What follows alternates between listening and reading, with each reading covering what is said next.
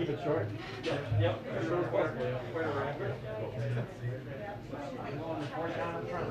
First time. Welcome. Thank you. Yeah. It's cozy up there.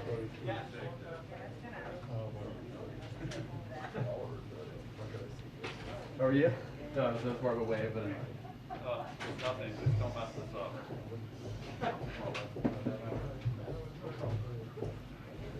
Did somebody leave that already? Yeah. I did.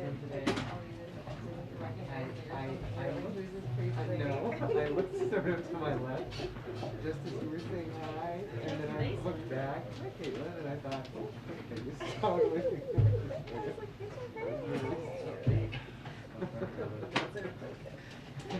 Please accept my apologies. I've already committed it. Like started giggling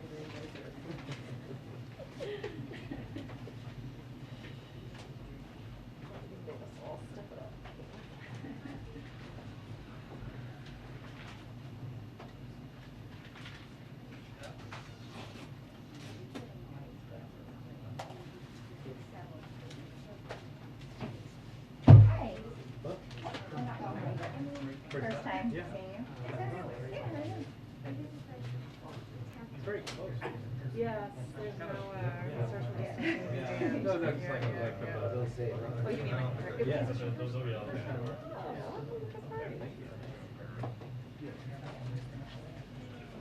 Always fun. Well, we should limit it to 5 questions. We're gonna go for it. What? He's told to limit it to 5 questions. Oh my God. 6? You want to do 6? Well, you're first. You If get to set it down. if you hear my phone ding, it's because she's texting me. Questions. I've had many people. You can hear it, yes.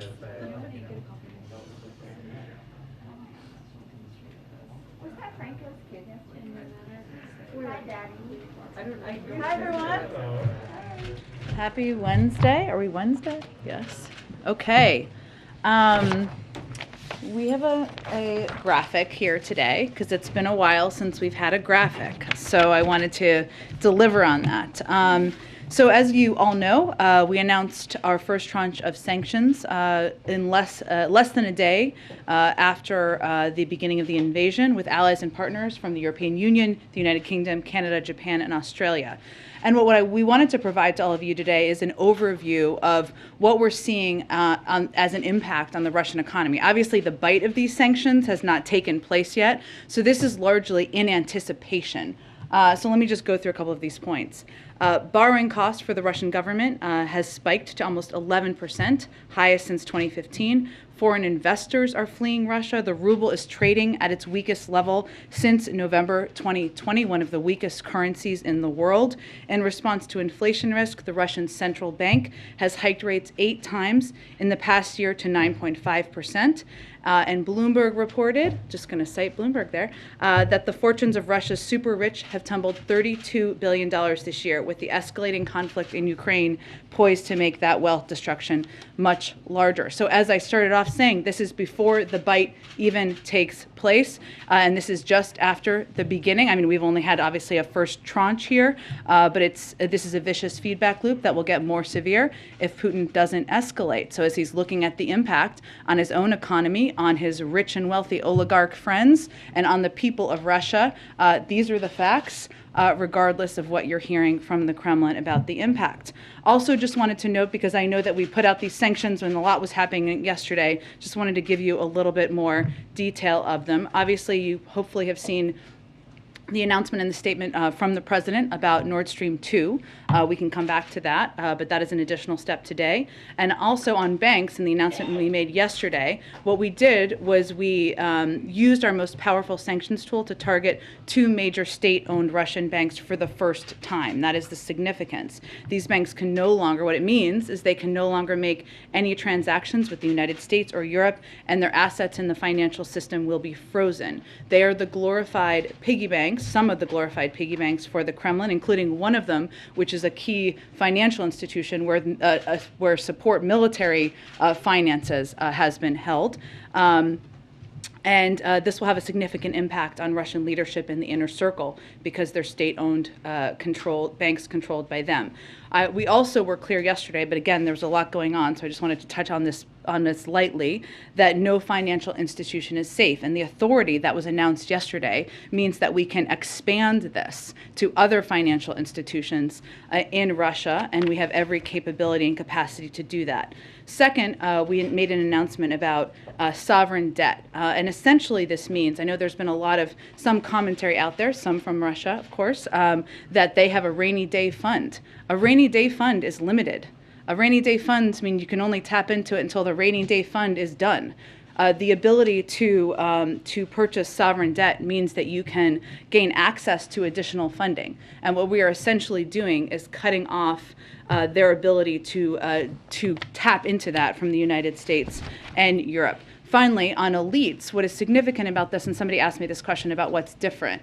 So some of the people who were sanctioned yesterday are repeat people that we have sanctioned in the past. But the additional step we took was that we sanctioned family members, because what we've seen in terms of tactics that they've used in the past is they have moved, they're very sophisticated, some of these oligarchs, no surprise, they've moved money around to children, to family members, so they could still have access to it. And we wanted to reduce the likelihood of that, so that is an additional step we took. So just wanted to cover that. One other note, today also marks 100 days since the president signed the bipartisan infrastructure law. Time flies. It's also day 400 of the administration. In the past 100 days, we've hit the ground running, rolling out nearly $100 billion worth of programs and funding to state and local governments. This funding will help rebuild crumbling roads and bridges, replace lead pipes, help provide high-speed internet to every family in America, and produce concrete results that change people's lives for the better. To continue this momentum, today the Department of Transportation announced nearly $450 million available to strengthen port infrastructure and supply chain resiliency, and obviously there is more to come. Chris, your first day in the AP seat. Welcome to the front of the room. No pressure. So a few questions about Ukraine. First, talk about the impact of the economy on Russia.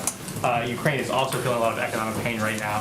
What more is the White House prepared to do to shore up their economy, provide them with financial assistance? Well, we have provided them an extensive amount of financial assistance, including recently announcing $1 billion in loan guarantees. And that is something we are open to building upon. And we are going to continue to assess what the impact is on the Ukrainian economy, what is needed on the ground. That applies to both access to economic assistance as well as humanitarian assistance. So I don't have anything to announce today, but we will continue to be a large provider and supporter of financial and economic assistance to Ukraine. A new AP poll found that only 26% of Americans want the U.S. to play a major role in this crisis. Given that this could increase costs on Americans, gas prices, other economic ripples, has the White House done enough to prepare Americans for what the U.S. role could be and what impact it could be on their lives?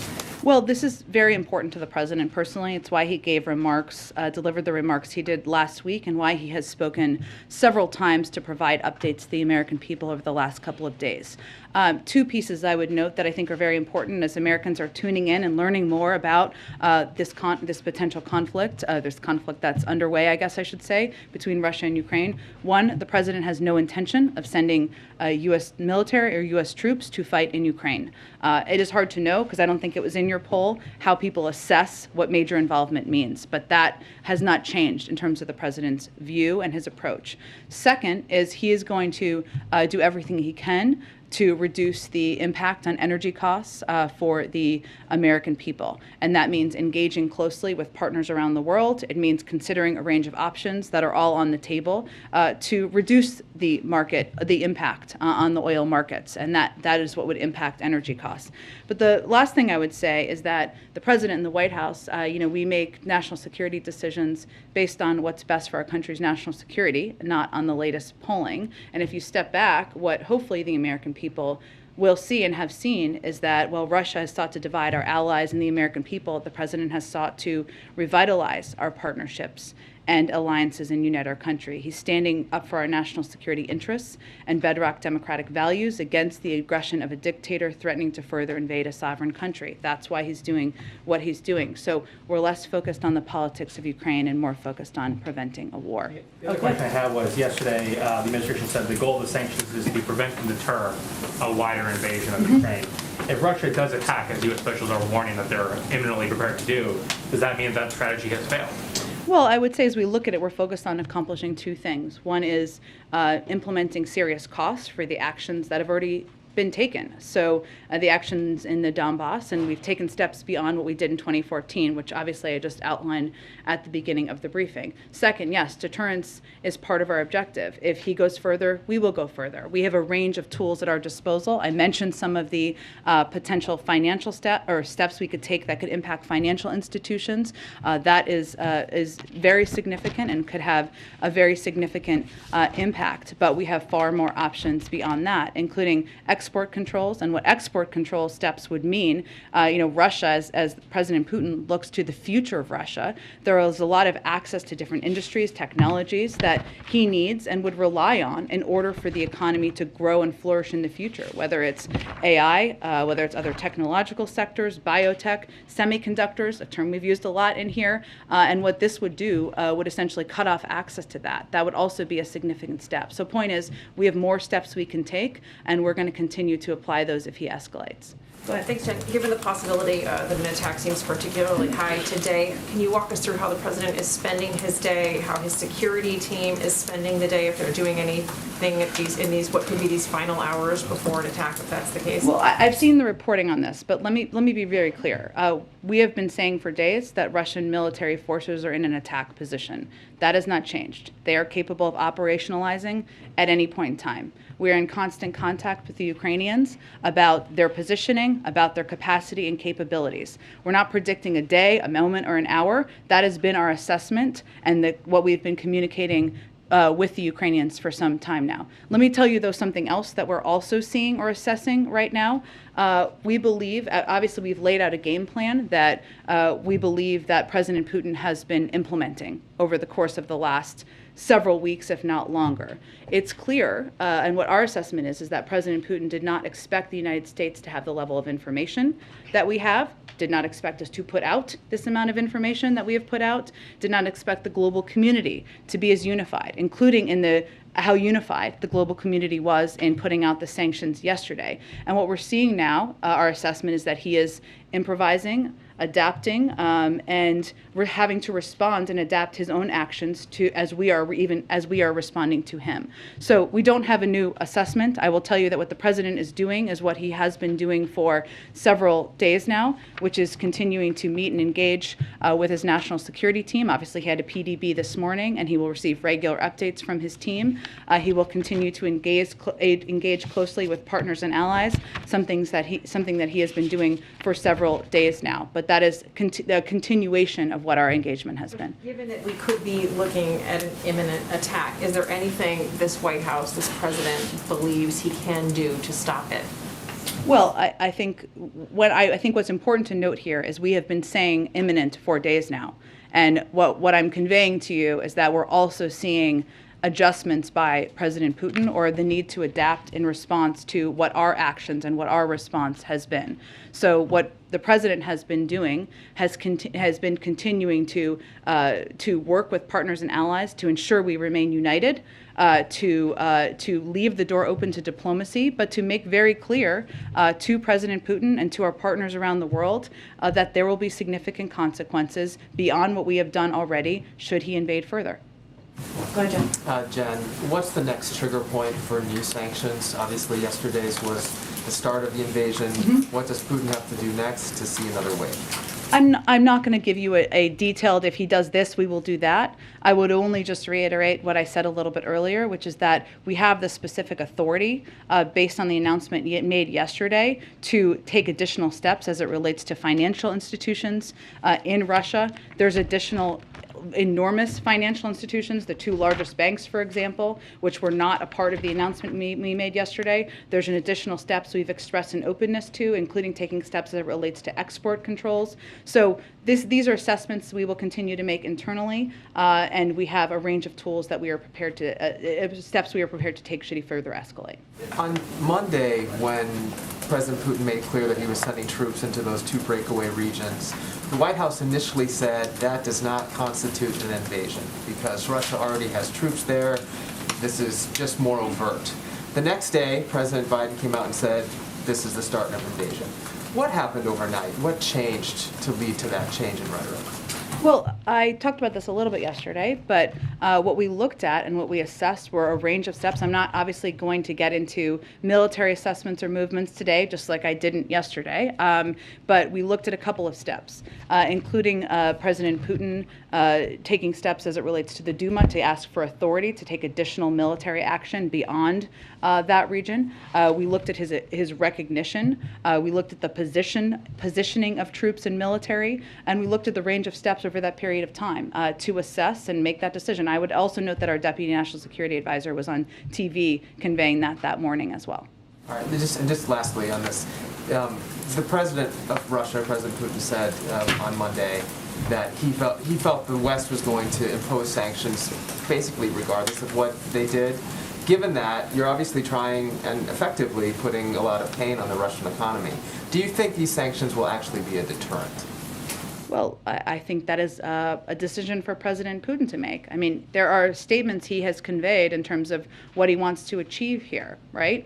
The division of NATO, the opposite is happening, right? He wanted to see Nord Stream 2 move forward, a key prize for him. That is obviously not happening. He wants to have a flourishing economy for the Russian people. Just even without the bite of our sanctions, that is clearly not happening. So this is an assessment he's going to have to make, and we expect he'll hear from people around him who are being impacted and other people in Russia about the impact of these sanctions.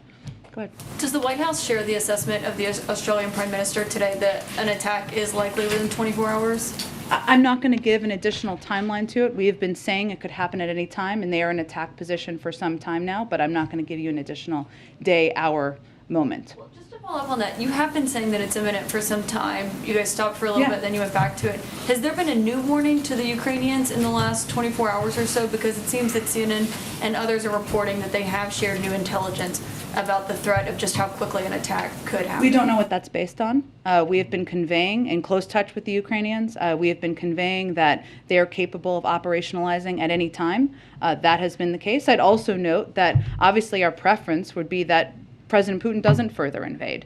And as I said a few minutes ago, what we're also assessing is that he has had to adjust, adapt to the strength of the unity of the global community, to what our reaction has been, and he has been forced to need to respond and adapt his own actions. We will see. We still very much anticipate and predict that he will invade further. But again, we're also seeing an impact on how he's behaving. And on Nord Stream 2, last month the White House opposed an effort on Capitol Hill to put sanctions on this pipeline. Last year, of course, President Biden waived the sanctions on that, and now today he is imposing the sanctions on it, which is a pretty big shift. So can you just explain the changes and where you... Well, we don't see it as a shift at all. We've never supported the pipeline. It was 90% built when the president took office. We've always spoken out against the pipeline. The question was, what was the most effective step in order to have the result that we have now over the last 24 hours? And there were calls by some in Congress to do preemptive sanctions on, or earlier sanctions, or take earlier steps, I should say, on Nord Stream 2. We disagreed with that strategy. We worked through a diplomatic path with the Germans. You saw the German Chancellor make the announcement yesterday, and the announcement today was complementary to that. So the change is just because you were waiting on the Germans to take the first step here? Well, actually, it was that we felt a diplomatic approach would be the most effective approach, and we have succeeded in our efforts, and we didn't think the alternative approach was the right one. My last question, a French official recently told the Wall Street Journal that during his last visit, the French president found Putin was more rigid, isolated, and had basically gone into a sort of ideological and security-minded drift. The president recently spent about an hour on the phone with him. Obviously, he knows Putin pretty well. I wonder if he has seen a change in the Russian leader. I don't have any personal observations by President Biden about President Putin to read out, but I think we all watched, including the president, the speech or read it from the other night and saw a leader who was outlining a case for war to his public, one that was based on revisionist history, and whether that's based on isolation or not, we'll leave that to others to assess. Go ahead. Thank you, Jen. So you've said many times today that there is not a new assessment, but yesterday the president clearly chose his words carefully when he said the world was watching the start of an invasion, which is very different from the U.S. warning today that a full-scale Russian invasion is imminent. So are you saying that nothing has changed between when we heard from the president yesterday and today? I'm saying we have been saying for days that there has been, that they are prepared to launch a full-scale invasion. We saw the beginning of that yesterday. So nothing has changed in that assessment. What about the figure of 80% of Russian troops are now in the forward attack position? Was that also the case yesterday? I'm not going to be in a position to give you troop assessments or movements, but as I said just a few minutes ago, they are in an attack position. That remains the case. And then to follow up on something I asked Dilip yesterday, he said that the administration would not give a time frame for when Americans might feel the impact of this conflict. Why not? I mean, the president has said we need to be honest about the cost of fighting for democracy. Can you share anything about a time frame, a range? Should people be saving money? Well, I think there's been a little confusion about this because, one, the sanctions that we announced yesterday will not have an impact on the American people. They will have an impact on the Russian elite, on financial institutions, on individuals who are trying to use those institutions to engage with Western banks, including President Putin and his inner circle. What we're seeing in the markets is an anticipation of a further invasion by President Putin. And what we're trying to do and focus on is take every step we can, working around the world with our counterparts and partners to minimize the impact on the global energy market. So that's what we're working on. We're working on minimizing that, but there is not an impact from the sanctions we've announced on the American public. It really depends in part on what President Putin does in many regards. And finally, is one of those options looking at releasing more oil from the Strategic Petroleum Reserve? That is certainly an option on the table. Thank you. Go ahead, Peter. Thanks, Jen. Following up on Weeja's question, Yeah. a lot of focus on the economic pain in Russia potentially from these sanctions, but what about the economic pain here? The Russians are saying they think gas prices in Europe are going to double. How high could they get here?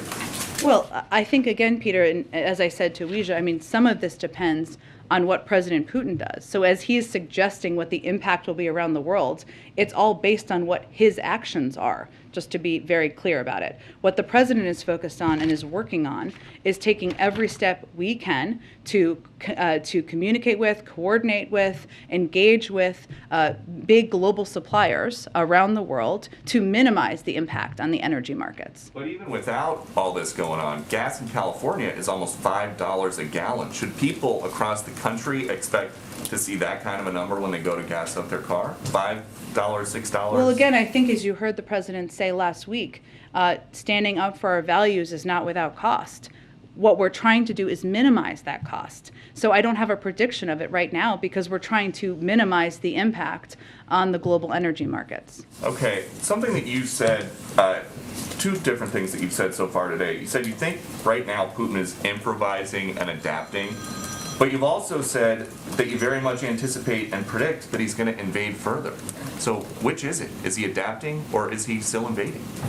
Think big here, Peter. He can still be preparing to invade, which we've said, and that continues to be the case, while making adaptations on when, if, how, to what his strategy is. That's what we're seeing. Both are true. But so if that's what you're seeing, you announced sanctions yesterday. Yep. Did any Russian military units turn around and head back towards Russia? Again, I'm not going to get into assessments from here of movements of any military, but also what we're trying to do is prevent a war, prevent devastation on the Ukrainian people. And we're already seeing the impact on the economy in Russia. We're going to continue to make clear that there are much, that is, if he continues to escalate, we will as well. And as we wait to see if or how Russia might retaliate against the U.S., the FBI is reportedly warning businesses about cybersecurity risks. So why did you say there is no current threat as it relates to cyber here? There is no current threat as it relates to cyber here. The FBI and all of the agencies in the government always provide regular updates on what businesses and entities should do to prepare for the potential for. There is still no immediate specific threat. But on Friday, the Deputy National Security Advisor for Cyber came in here to say we don't have the level of cyber resilience that we wish. Why would somebody come to the White House briefing room and talk about that if there is no threat? Because we anticipate that there could be continuing threats in the future, and what we need private sector companies to do is harden their cybersecurity capabilities now. Now is the time to do it. Okay, and then finally, the State Department spokesman today said you guys are doing everything you reasonably can to prevent human rights abuses, atrocities, and potential war crimes in Ukraine. How can you say that if all that you're announcing is financial punishment? That isn't all we're announcing. We have provided a range of assistance to Ukraine, humanitarian assistance, security assistance, the most of any year in history. We will continue to build on all of this assistance. We are plussing up support for our partners and allies in the region to ensure they know we have their backs, and we are abiding by our NATO obligations. And we continue to also provide, I think what he was referring to, is a range of public information as well to make clear what the intentions are of the Russians, to call them out for the type of actions we could see them taking in the future. Go ahead. Jen, if I can ask you about Nord Stream 2 Sure. for a little better understanding of this Yeah. right now. Can you say, we've seen the sanctions, can you say declaratively that this pipeline will never be operational? This is effectively dead?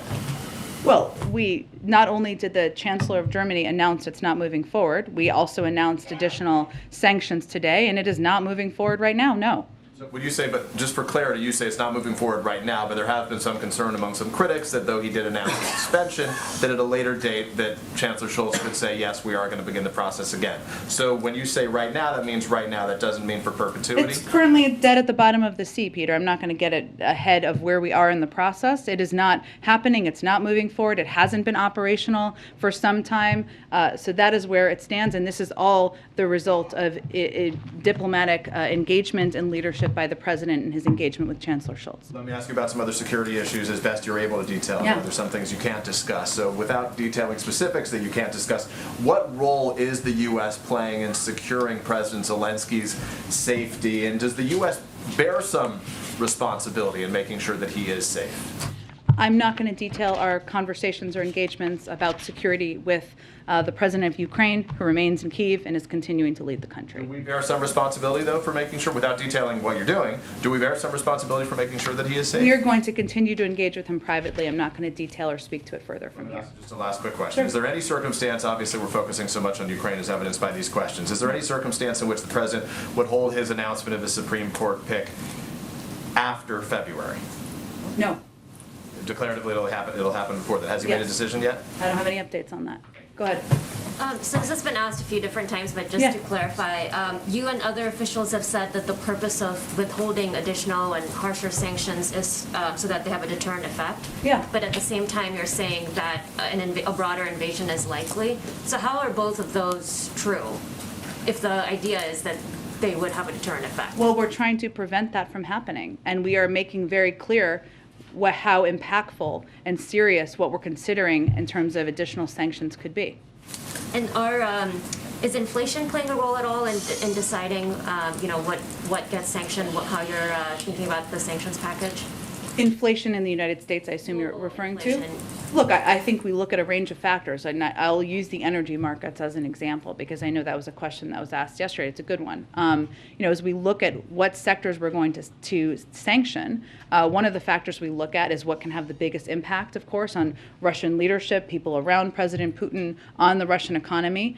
What we're trying to minimize is what impact there's going to be on the United States and global markets in a lot of ways. And if you look at energy, the energy sector as an example, sanctioning them further could also mean that President Putin and people around him get richer. So we look at a range of factors, and certainly the impact on the global economy is a factor as we consider options. Go ahead. If If Russia does launch a full-scale invasion of Ukraine, should we expect to hear from the president as we have in the last few days? I would expect you would, yes. He would address the nation in some televised fashion. I would expect you would hear from the president as you have. And then can you explain a little bit more for people who are trying to follow this continuing situation with Russia and Ukraine, why would the U.S. not directly sanction Putin at this time? It remains an option on the table. What I would say to people who are trying to understand why is that sanctions are designed to, we've always designed them to increase, be escalatory. That would be an escalatory step, as would be sanctioning the largest banks, the very largest banks, and additional components of the financial sector, as would taking export control steps be. So there's a range of escalatory steps we have as options. Go ahead. You mentioned the sanctions on oligarchs at the top, and the president was a little unclear in his wording yesterday. He said that sanctions on Russian elites wouldn't start until today. That was crossed out in the transcript to yesterday. The reason I'm asking is, as part of this sort of first tranche of sanctions, are we going to see more elites sanctioned, or would that only happen if Russia takes additional escalatory steps? I can check if there are additional ones. I'm not tracking additional ones that we're holding for a rollout. I will note on your first part of your question that for the elite individuals, if they were to have used their bank card, I guess, to make a financial transaction, it wouldn't have been working yesterday. There was a cyber attack on Ukrainian government websites today. I know the NSC has already said that it was sort of similar to the one that we saw on Ukrainian banks earlier and would be in keeping with what you expect from Russia, but I'm wondering if at this point you've made a definitive determination that Russia was responsible, and if so, if you have any sort of retaliation or response to we have not attributed today's activity yet. That would be very fast, even fast for us, as fast as last week was. We do consider it, as I think some of my NSC colleagues said, to be consistent with the type of activity Russia would carry out in a bid to destabilize Ukraine. It's consistent with what we saw last week, where we attributed similar incidents to the Russian government, and we, of course, consider these further incidents to be consistent with the type of activity we've seen Russia take over the course of time. We are in conversation with Ukraine regarding the cyber-related needs, including as recently as today, and we're going to move with urgency to assess the nature and extent of this, what steps need to be taken, and therefore our response. And then the president's got a virtual meeting with the G7 tomorrow morning. Obviously, I think the topic's going to be Ukraine, but I was wondering if you could put any meat on the bone in terms of what the president's what his objective is in that meeting and what he's looking to accomplish. Well, one of the steps the president has been focused on is ensuring that we are coordinated with key allies and partners around the world, and certainly the G7 is an important entity to remain very closely engaged with. The G7 is 50% of the world's economy and joined us, all of them, in this first tranche of sanctions announced yesterday. The president is a believer that this level of coordination happens by accident. It happens through a lot of work and in close engagement. We're obviously at a pivotal point in this process, and so he felt tomorrow was a time to discuss with them what we're seeing, what it looks like, what's next, and engage in this format. Go ahead. So a couple questions. On this first tranche of sanctions, have what's going to be announced in that first batch been announced, or will we see more things today? The first tranche has been announced, and obviously the Nord Stream 2 announcement today is an additional part of that. I can certainly check if there's anything additional coming at this point beyond for the first tranche, not that I am aware of, but I will check and make sure that's correct. And then when you all talk about this first tranche of sanctions, can you give us a sense of like how many tranches, if that's the right word, are in this toolbox that you have to apply? I mean, how many sets of sanctions are we talking about? I understand the question. It's hard for me to give that assessment. It really depends on what escalatory actions President Putin takes. If he goes further, we will go further. What that looks like, I can't outline for you at this point in time. I gave you the sense a little bit of what some additional options are, right? Export controls, sanctioning additional financial institutions, larger financial institutions. Those are all on the table, as are other options. But in terms of what the breakdown of tranches would look like, I can't outline that for you at this point from here. And in terms of the cyber attack, we just were asked about, will the U.S. or could we expect the U.S.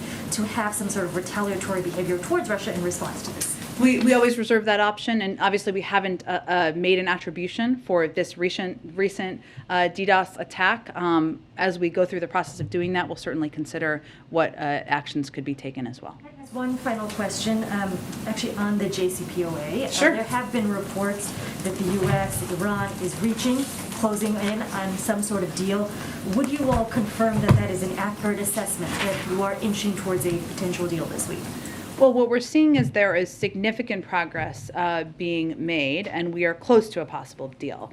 But there are a number of very difficult issues that remain unresolved, and there's very little time remaining to reach a deal given the pace of Iran's nuclear advances. Also, I would note that typically the most difficult components, the last mile, is where there is the most difficult conversations and negotiations. So yes, significant progress, and we are close, but there's a lot that still needs to be worked out. It is true that Iran, we believe if Iran shows seriousness, we can and should reach an understanding on mutual return to full implementation of the JCPOA potentially within days, but there is still more work that needs to be done.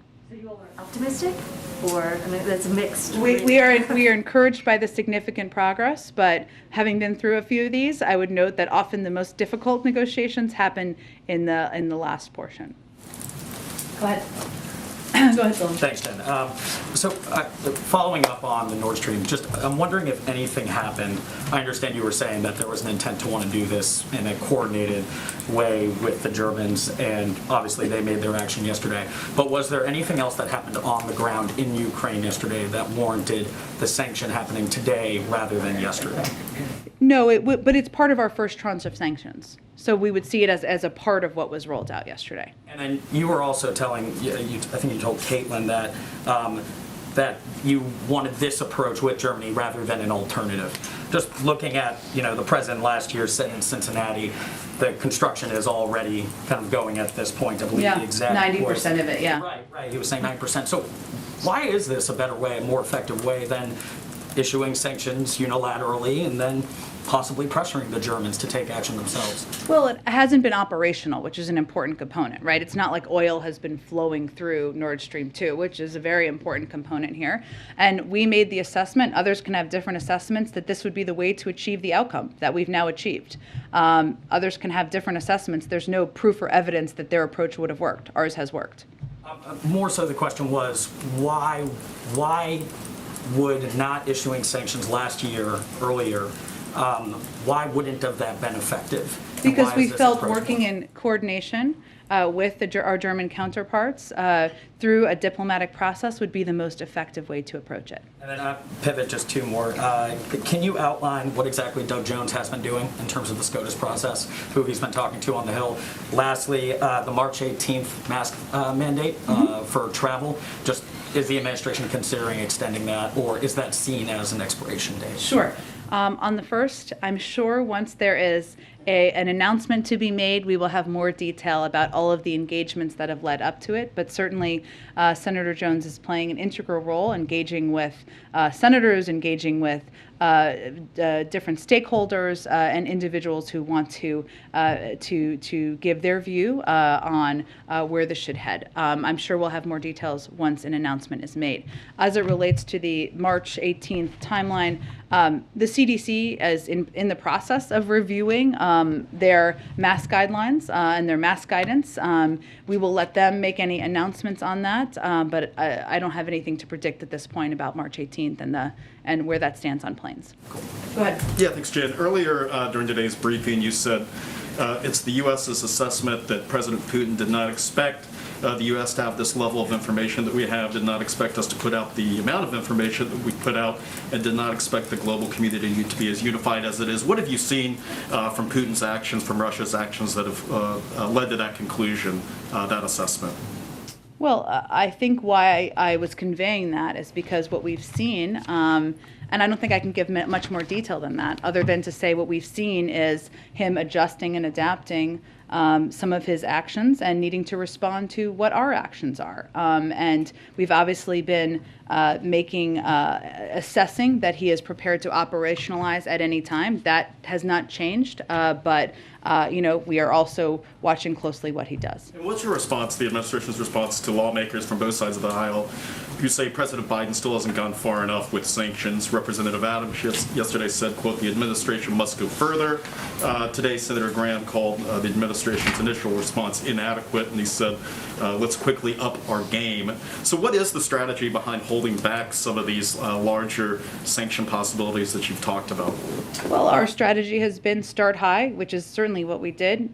We did not sanction a major bank or financial institution back in 2014. This is a farther step than that. As I noted a little bit earlier, we also sanctioned not just oligarchs, but also family members around them to cut off their ability to preserve their funding and financing. And our approach and our strategy has been to preserve a range of sanctions and options that we can also escalate to should we need to. Obviously, our preference is that President Putin de-escalates. But if Russia does invade further, as it, there are indications that could, does that mean that those sanctions imposed today, were a failure? Well, again, part of them were costs. Part of them is an effort to prevent a war. We're doing that not alone, but in coordination with our partners and allies around the world. That is the way to do it. That is the strong way to do it. That is the effective way to do it. There may be others who have different points of view. They're welcome. It's a free country. They can have those points of view. But our approach has been to date to respond with strong sanctions, to start high and build from there, and that is what we will continue to do if he escalates. And lastly, on the Supreme Court nomination process, can you confirm that the interviews are now finished ahead of an announcement before the end of the month? I'm not going to confirm any details about the process. I would note that we are 5 days away from the end of February, if my math is correct. The interviews are typically late stage in the process, so we are getting close to an announcement. Go ahead. Thanks, Jen. I want to ask about food prices, but first a quick question about Ukraine. Just a short while ago, separatists in eastern Ukraine formally asked President Putin for military help. Is that a signal that the U.S. expects a broader invasion is about to begin? Well, I think as we've said from the beginning, there are going to be a range of false flag operations that we have expected to and laid out the playbook to see. This is an example of it. That is suggesting that they feel under threat. By whom? The Ukrainians, that the Russians are threatening to attack. So we'll continue to call out what we see as false flag operations or efforts to spread disinformation about what the actual status is on the ground. And Americans, they just experienced their most expensive Thanksgiving. This conflict will likely drive up food prices, grocery prices. What does the White House minimizing the impact of even higher grocery prices actually look like? I don't think we've ever minimized the higher impact of the cost of food. I would note, let me finish. Factually, I think the price of a turkey just a couple of months ago was about $1 more. If we just look back at the facts of what was actually happening at the time. And we've talked a bit in here about our concerns about meat conglomerates jacking up the prices. If people go into the store and they try to buy a pound or 2 pounds of meat, what we're seeing as the impact of not enough competition in the industry. But the president has repeatedly expressed concern about costs for the American people. That's one of the reasons he continues to press for steps with Congress that will lower significant costs on people's budgets, whether it's childcare, healthcare, elder care, whatever it may be. That is a central part of his economic agenda. Go ahead. Thanks, Jen.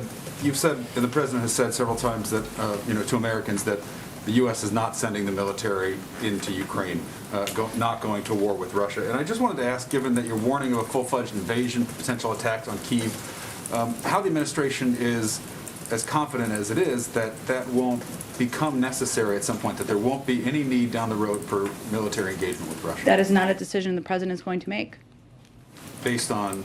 We are not going to be in a war with Russia or putting military troops on the ground in Ukraine fighting Russia. So ultimately, if Vladimir Putin takes all of Ukraine, that's a situation that the administration is not going to condemn, obviously going to punish economically, but that's not something that will be engaged militarily. Well, that is several steps down the road. But what I will tell you is the president has been crystal clear and consistent. He is not sending U.S. troops to fight in Ukraine. That has not changed. Has there been any discussion of the strategy of saying that, though, so publicly and potentially giving Putin an indication that the U.S. and NATO allies are willing to cede that sphere of influence outside of NATO boundaries to him? Again, I don't know how many more times I can say it. There's no scenario. The president is not sending U.S. troops to fight in Ukraine against Russia. We are taking a range of other steps, as you've touched on, but I would say they're quite significant.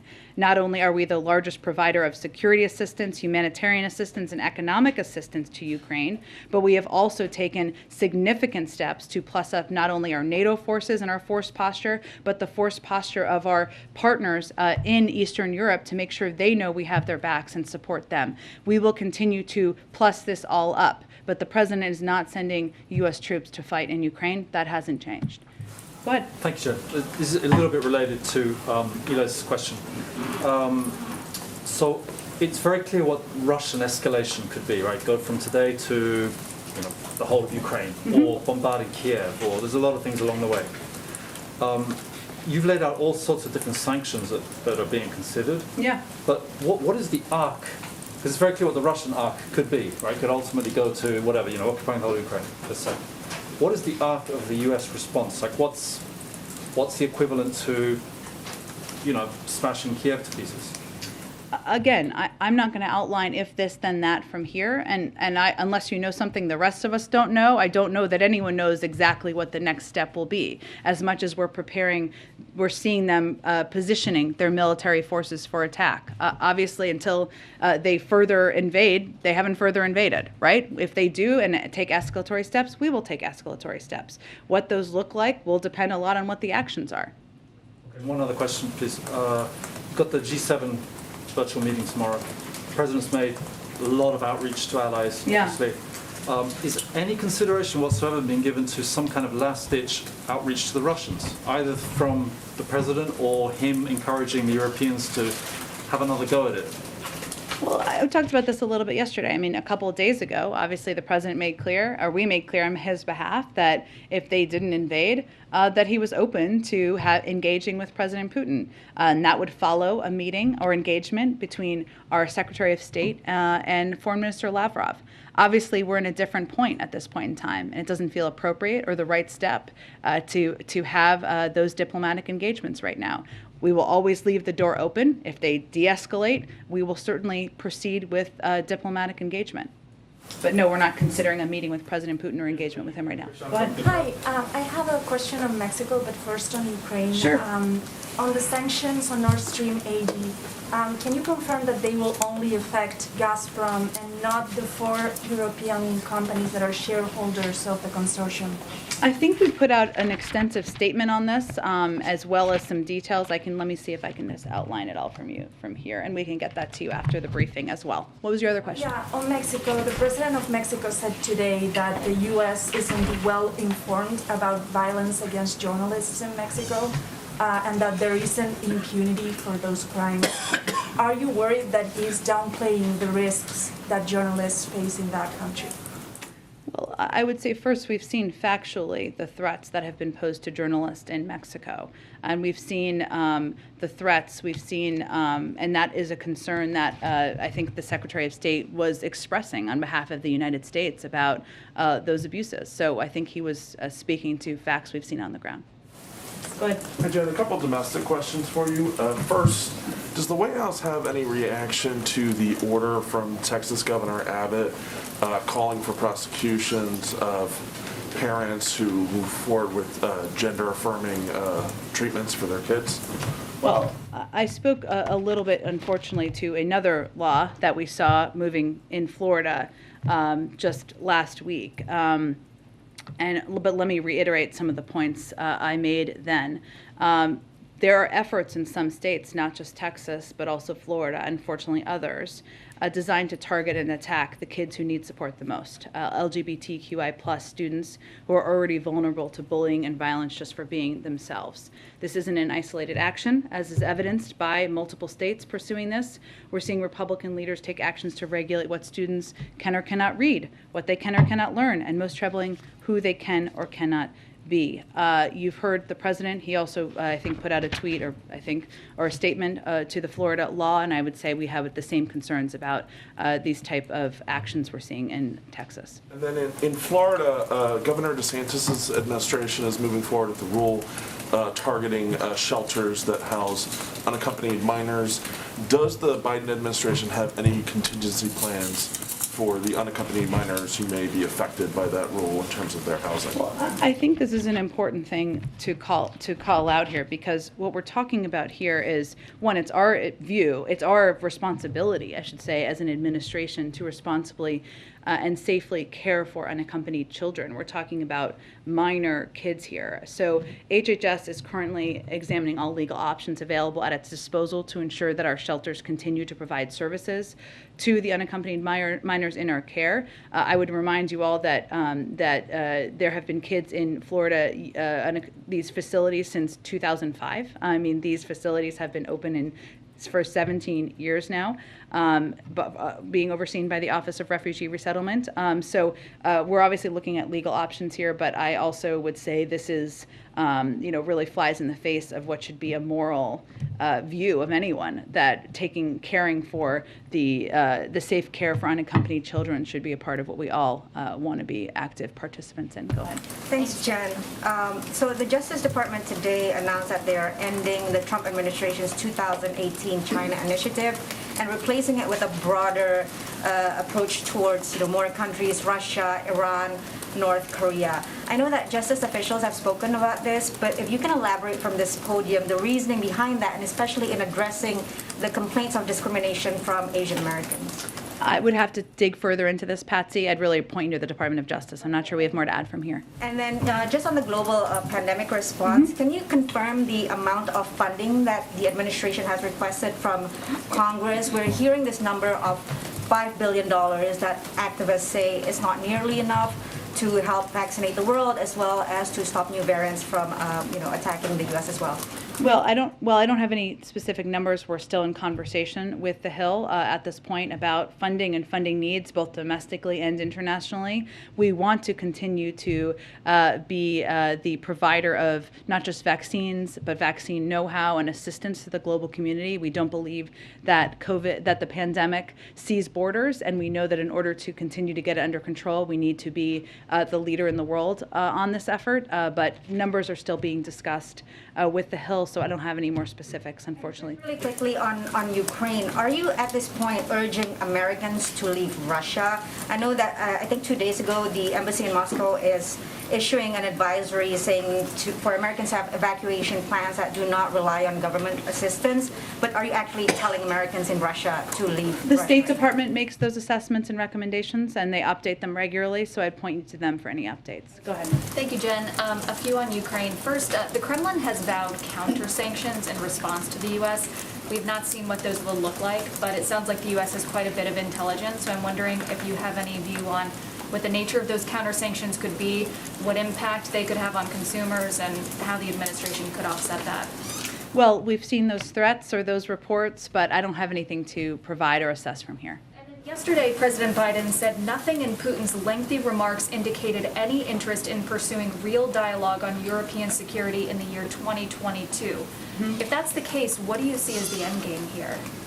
Well, again, our hope is that Putin will decide to de-escalate, that he will feel the threat of the sanctions, what the impact will be on the Russian economy, on the Russian people, on the people who surround him. They are meant to have a deterrent impact, that he will feel the weight of being a pariah in the global community. It does not mean we have never closed the door to diplomacy, and the president didn't have that intention of conveying that yesterday either.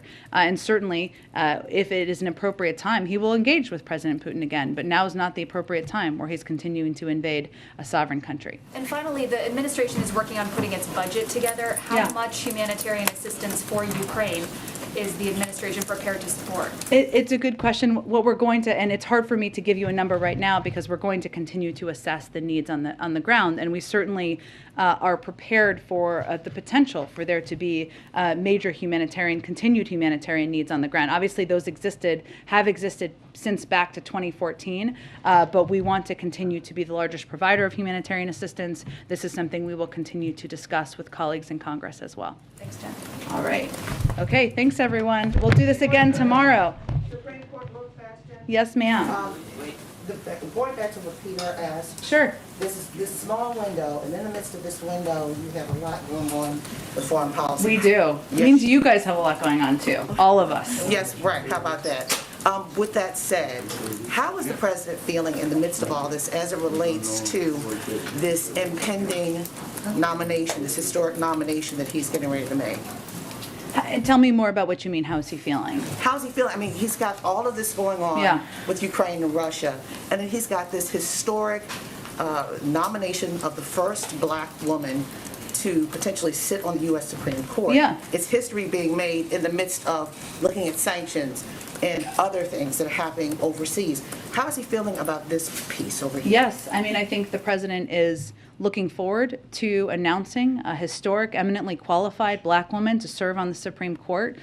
He feels there's tremendous honor in that. He takes the role that every president has in selecting and nominating someone to the Supreme Court very seriously. That's why he has been spending time not just studying bios, but also reviewing cases and engaging very closely with an internal team on this process. But he is very much looking forward to making this announcement and getting this individual confirmed. How many nominees has he met with thus far? I'm not going to get into further detail on that. I expect once he makes an announcement, we'll have more details to share. And lastly, the administration has been fervent, I can't even get the word out, saying that that you all will fight against anyone who tries to mar or ruin the reputation of any of these nominees. Yeah. What are you willing to do in this fight to keep their reputations that they walked into this process with? That's a good question, April. I think what we mean by that is there are a range of eminently qualified black women whose names have been out there as potential nominees. All of these women would make tremendous additions to the Supreme Court.